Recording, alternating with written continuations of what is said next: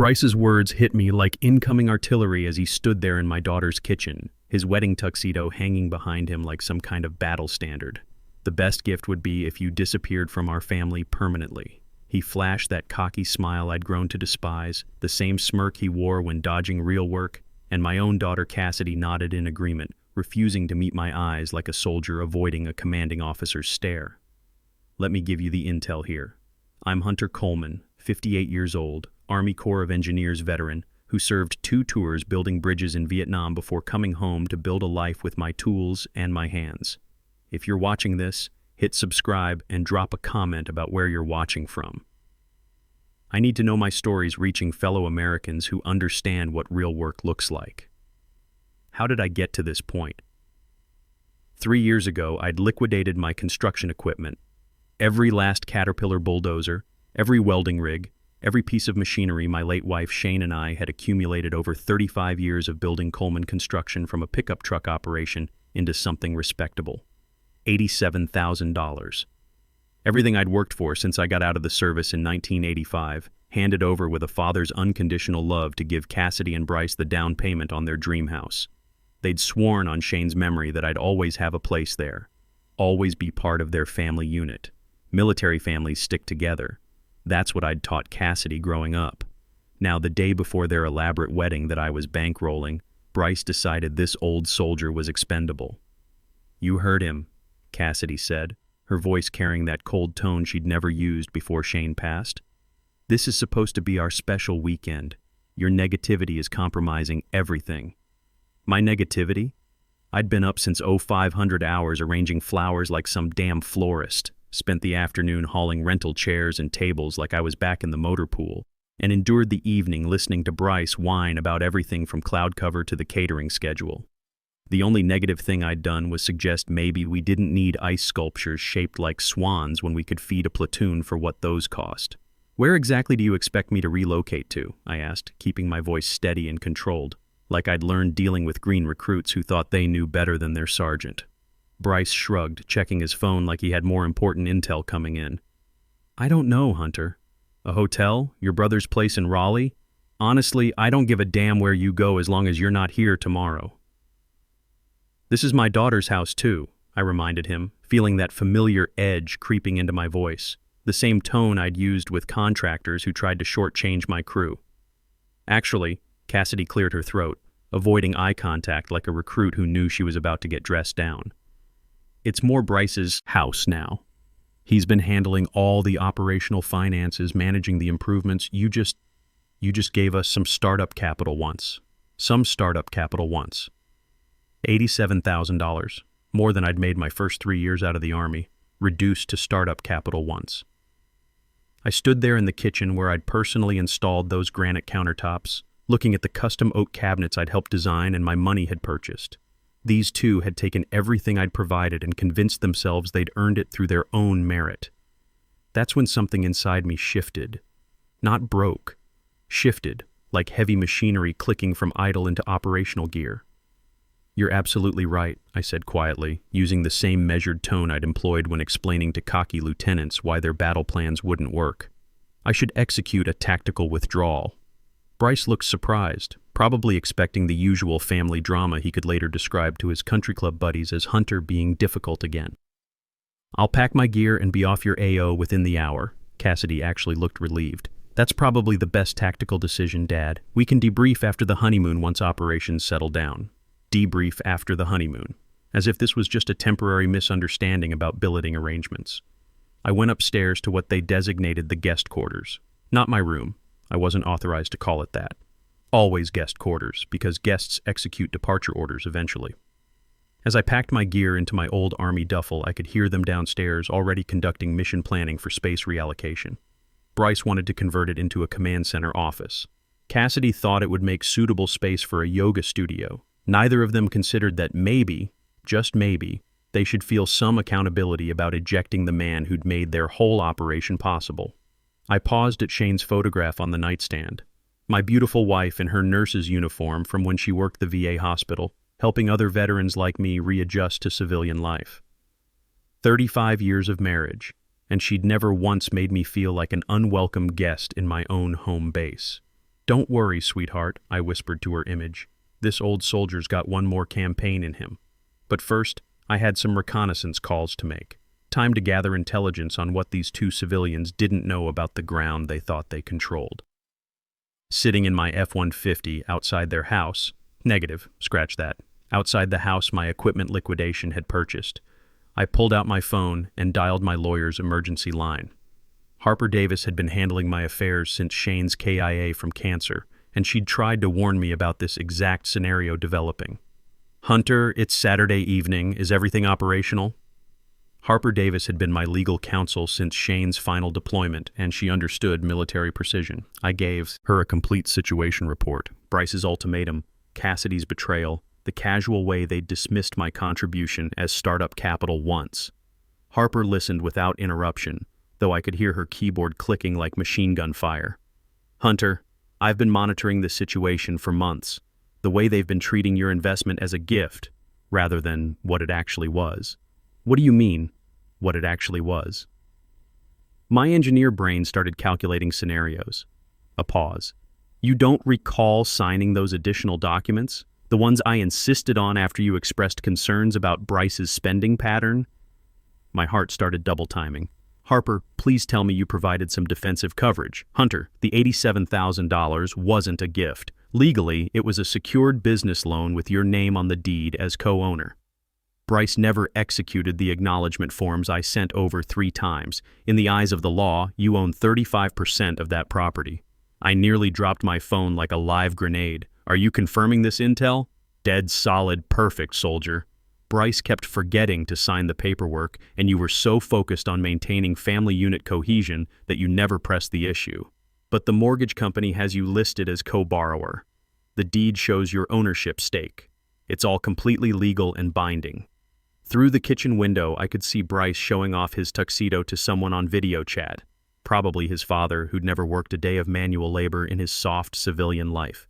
He was laughing, gesticulating like he was describing a successful raid, completely oblivious to the intelligence that was about to neutralize his position.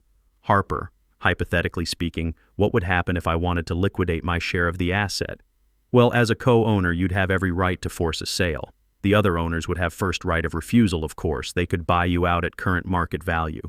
And if they lack the financial resources to buy me out, then the property goes on the market, and the proceeds are distributed according to ownership percentages. I watched Cassidy appear in the kitchen window, opening champagne, celebrating their successful operation to eliminate the burdensome father from their tactical picture. Harper, I need you to prepare a notice of intent to sell. I want it delivered at 0800 Monday morning. Hunter, are you certain about this mission? Once we initiate this operation, I've never been more certain of anything since I decided to re-enlist for my second tour. They want me to disappear? Roger that. But I'm extracting my 35% when I execute withdrawal. After completing that operation, I sat in the gathering darkness, watching my daughter and her husband toast their future in the house my heavy equipment had purchased. They had zero intel that in less than 48 hours, their perfect little world was going to take direct hits. But first, I had one more tactical strike to execute. Sunset Gardens. Country Club, this is Tessa. Tessa, this is Hunter Coleman. I need to speak with your catering operations manager about tomorrow's wedding reception. Oh, Mr. Coleman, the wedding's tomorrow, isn't it? How can I assist you? I'm afraid there's been a change in operational parameters. I need to cancel the reception. Cancel? But sir, it's less than 24 hours out. The food has been prepared, the staff scheduled. I understand the logistical complications, and I'm prepared to pay all cancellation penalties. The situation is, I'm the one who signed the contract and authorized the deposit. I believe I have the right to modify operations. A rustling of papers. Let me check our records. Yes, the contract is under your name with your credit card authorization, but surely you want to coordinate with the bride and groom first. Negative. I'm making an executive decision. Please cancel everything. Mr. Coleman, with respect, this seems like something that should involve the happy couple. I watched Bryce through the window, now adjusting his bow tie for what had to be the 100th time today, like he was preparing for some kind of parade inspection. The happy couple made it very clear that my involvement in their operations is no longer required, so I'm simply executing their orders. 20 minutes later, I was checked into the Hampton Inn across town, ordering room service and experiencing something I hadn't felt in years. The satisfaction of taking command of my own mission parameters. My phone started ringing at 23:47 hours. "What did you do?" Bryce's voice came through so loud I had to hold the phone away from my ear like incoming mortar fire. "I executed the mission you assigned me," I said calmly, muting the TV in my hotel room. "You wanted me to disappear, so I disappeared. The country club called. They said you canceled our reception. Our wedding reception, Hunter. I'm sure there are 200 people expecting chow tomorrow. That does sound like a logistics problem." Cassidy grabbed the phone. "Dad, this is completely insane. You can't just cancel our wedding because you're upset about billeting arrangements." "I didn't cancel your wedding, sweetheart. You can still get married. I just canceled the reception I was financing. You know, the one that was costing me $14,000. Silence. I'd never mentioned the cost before, always deflecting when they asked about money, wanting to be their generous father while they remained blissfully unaware of the operational expenses involved. $14,000. Bryce's voice came through the phone like he'd just taken shrapnel. The reception, the flowers, the photographer, the band. Did you think it was all complimentary? Did you think money just materialized because you two decided to have a fairy tale wedding? But we can't tell 200 people there's no chow. Cassidy stammered like a recruit who'd just realized they'd lost their supply line. You're resourceful adults. I'm sure you'll figure out alternative logistics. McDonald's provides catering services now, I hear. Bryce was crying now. Ugly sobbing sounds that might have made me feel guilty 6 months ago when I still thought family meant something to these people. Now they just sounded like the whining I'd heard from spoiled rich kids who couldn't handle basic training. How could you do this to us? We trusted you. Trusted me? You literally ordered me to disappear from your family permanently. I'm simply executing your direct orders. I didn't mean forever. Bryce wailed like a civilian who'd never learned that words have consequences. I just meant for the weekend. Ah, copy that. So I was supposed to use psychic reconnaissance to understand that when you said permanently, you actually meant temporarily. My mistake for taking a direct order at face value. Cassidy tried a different tactical approach. Dad, please, we can negotiate this like adults. Come back to the house and let's work out terms. The house where I'm no longer welcome? The house where my presence compromises everything? Negative. I don't think so. Where are you even staying? Bryce demanded, like he had any operational authority over my movements. That's not really your concern anymore, is it? You made it quite clear that my logistics are my problem to solve. I could hear frantic whispering in the background, probably them trying to figure out how to undo the mess their poor leadership had created. Can you at least call the country club back? Cassidy pleaded. Maybe if you explain it was a communications error. It wasn't a communications error. It was a very clear tactical decision made by the person who was financing the entire operation. But what about our guests? What about Bryce's family flying in from California? What about them? You're still getting married. They can still witness that ceremony. They just won't get a free meal afterward. Bryce grabbed the phone back. You're being vindictive and cruel. Negative, son. Vindictive and cruel was telling the man who's been supporting your dream wedding to disappear from your family. I'm just being fiscally responsible. This will destroy everything. Everyone will think we're broke. Well, now that you mention it. I let that intelligence hang in the air for a moment, watching them process the implications. Now that you mention it, without my financial support, you probably are going to be broke pretty soon. That's another operational reality we should discuss. What do you mean? Cassidy's voice was tight with panic now, like she was finally getting a situational awareness briefing. I mean, have you actually analyzed your household budget lately? Do you know how much your monthly expenses are versus your income? More frantic whispering. Sounded like they were finally conducting the financial reconnaissance they should have done years ago. Because I've been supplementing your operational costs in ways you probably haven't even noticed. The grocery money I slip to you when we go shopping together, the utility bills. I pay online because you're always a little short this month. The vehicle repairs, the insurance payments, the little emergencies that keep appearing on your radar. Those were gifts, Bryce said weakly, like he was trying to convince himself. Were they? Because from where I'm sitting in my tactical position, they look more like an allowance, and allowances can be discontinued at any time. The silence stretched so long I thought they'd lost communications. Finally, Cassidy spoke. What do you want, Dad? Now that was interesting intelligence. An hour ago, they couldn't wait to get rid of me. Now they wanted to open negotiations. I want exactly what you offered me, to disappear from your family permanently. And I want to extract my assets when I execute that withdrawal. By Sunday morning, my phone had 37 missed calls and 41 text messages. I ignored them all while enjoying room service breakfast and reading the Sunday paper like a civilized person conducting normal operations. The wedding was scheduled for 1400 hours. At 0900, there was a knock on my hotel room door. Through the peephole, I saw Cassidy in her wrinkled wedding dress, looking like she'd been through a night combat exercise. Dad, please, we need to conduct negotiations. I opened the door but didn't invite her into my defensive perimeter. Shouldn't you be preparing for your big day? That's what I need to discuss. Her eyes were red-rimmed, desperate like a soldier who'd just realized their position was being overrun. Bryce is having a complete breakdown. He's locked himself in the bathroom and won't come out. His father is threatening to return to California. The whole operation is falling apart. I'm sorry to hear that, intelligence. I hope you work it out. Work it out? Dad, you destroyed our wedding. Negative, daughter. I removed my financial support from your wedding. There's a significant tactical difference. She pushed past me into the room, and I let her. Sometimes you have to let people hang themselves with their own operational failures. This is completely insane. Over what? A misunderstanding about billeting arrangements? Sit down, Cassidy. Something in my command voice made her comply immediately. I remained standing, looking down at my 36-year-old daughter who was finally starting to understand that actions have consequences in the real world. This isn't about billeting arrangements. This is about respect. This is about gratitude. This is about treating the person who made your lifestyle possible like a human being instead of an inconvenience to be managed. We've always treated you well. Have you? When was the last time you asked about my life, my interests, my health? When was the last time you invited me somewhere because you wanted my company, not because you needed my assistance or financing? She opened her mouth, then closed it like a fish out of water. I'll wait. The silence stretched uncomfortably.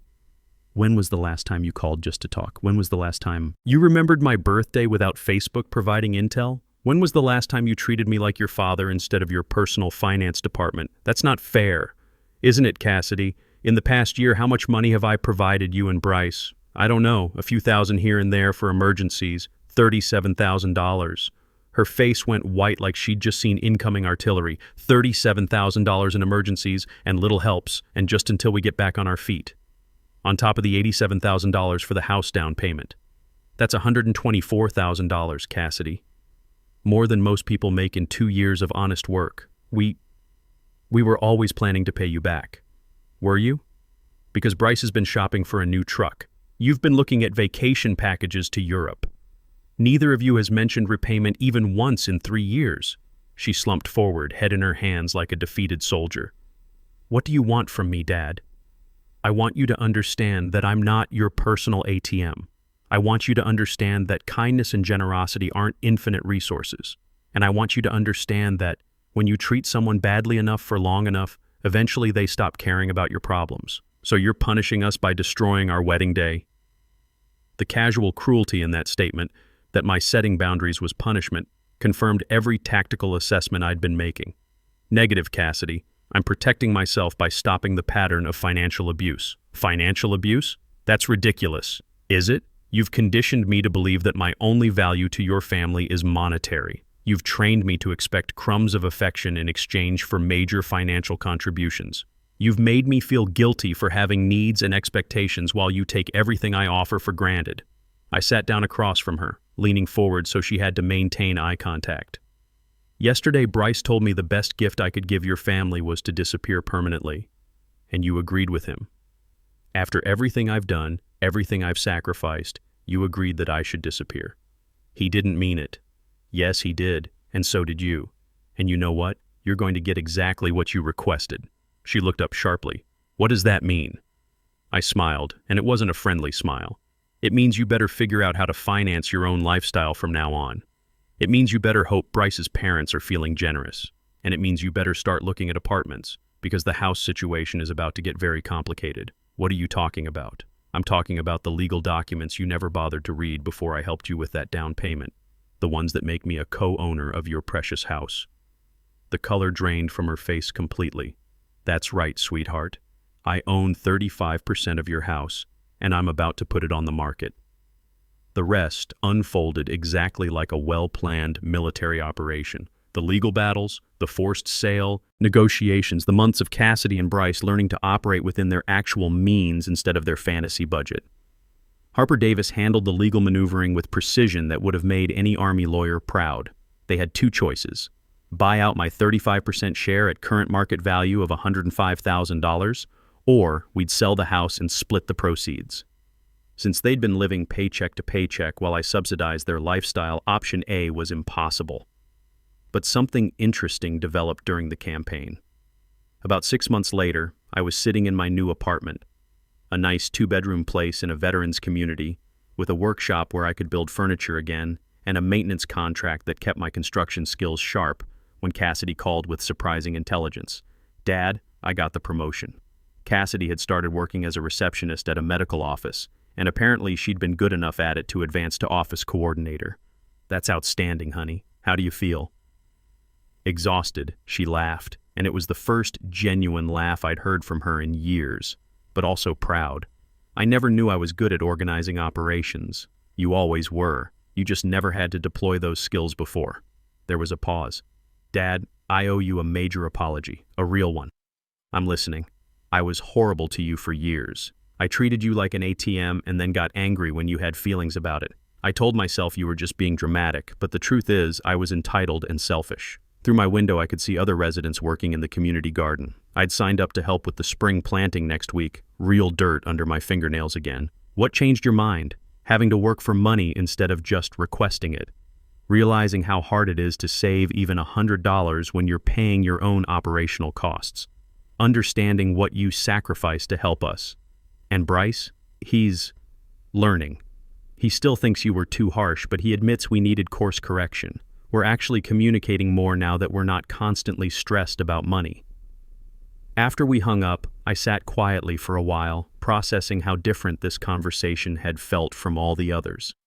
Cassidy had sounded like an adult taking responsibility for her actions, not a child making excuses. Sometimes the kindest thing you can do for someone is let them face the consequences of their choices. Sometimes love means saying no. And sometimes the best gift you can give someone is the opportunity to discover who they really are when no one's there to catch them. I'd spent 3 years being their safety net, and in doing so, I'd robbed them of the chance to develop their own strength. When I finally pulled that net away, they learned to stand on their own. Not because they wanted to, but because they had to. At 58, I was finally learning what it felt like to be valued for who I was, not what I could provide. And that was worth more than all the money I'd ever given away. Thanks for listening. Don't forget to subscribe and feel free to share your story in the comments. Your voice matters.